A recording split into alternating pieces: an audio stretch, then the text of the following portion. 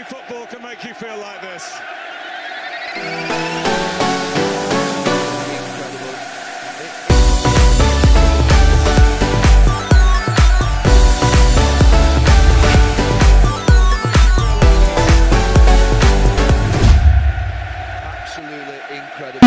Yirukiro ko rahuza Ngozi City hamwe na Musongati Gitega gwarangiye ku ntsinzi ya Musongati ku mapenalty 5 kuri 4 ubu nawe yeneje kuba urukino rurangiye ko rahuza equipe ya Coupe United hamwe na Vita AS Vita ego ukarwanye ku ntsinzi ya Coupe United ndi kumwe na coach wa Coupe United nagira banze ndamusabe atwidondora. Yego murakoze ku mijambo je nitwa Ramazani Boni bankazira Bokande nije n'umumenyereza wa Coupe United. Okay, uyu ntsinzi uyakiriye gutega coach? Ntsinzi yari yagwanye kuboneka aho turashimira Imana ko nadufashije kuronka iyo ntsinzi.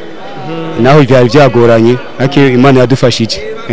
Yego ni equipe yawe twabonye mu gice ca mbere bahusha uburyo bwishi bakubise amapoto ntiyenze mego ya abiri mbega ubona vyapfira he ko nabona badomina mu kibuga mugabo intsinzi ikabonekanye bigoranye. Ca mbere urabona twege imimenyerezo aho tuyigira mu kibuga civu rero ku musezero biragoye nshitse ku musezero tuteza gutangwa kuwiga gushasha nje gutumona ko tutashoboye guca gutsinda amagori ngo tumenyereye icyambere cyo nabonye ni kubera umusezero ni wabatumye ubagora ngira mwabonye ko mu gice cya kabiri bagerageje gushira umupira hasi ngira batanga kumenyera. Okay, muna ya Karusi tumenyereye nta equipe ihari mu cicaro ca kabiri ndetse no mu cicaro ca mbere mbega ni igikimo giye gukora kugira ngo intara ya Karusi nayo nyene tubone iserukirwa nkuko izindi hazi iserukirwa mu cicaro ca mbere cicaro ca kabiri.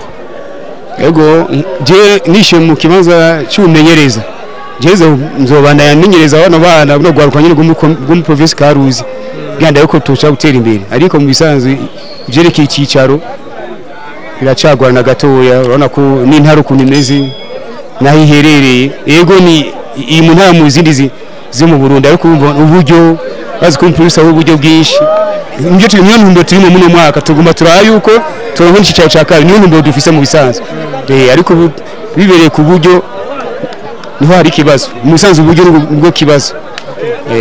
Sawa none nigikire ubwira abafana ba Coupe United hamwe n'abanyakarusi muri rusangi bijanye n'itsinzi uyu munsi. Nije cyo nababwira abafana bacu n'abafanzi bacu yuko dufata mu mugongo yuko abagerageje gutufata mu mugongo bana ko babona umunsi baje bitavye akambo twabahaye nibyo nabasaba kandi abashimiye gose hama Imana bahezagiye kuje badufashije nibyo bariko badufasha. Okay coach reka tubashimira tubivuze n'urugendo gwiza. Yego murakoze gose nabyo turabashimira namwe ko maduhaye jambo. Yego mugoro mwiza.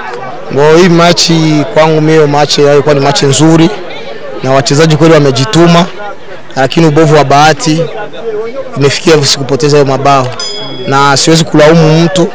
Herere nafika hakuna goli inaingia bila Herere.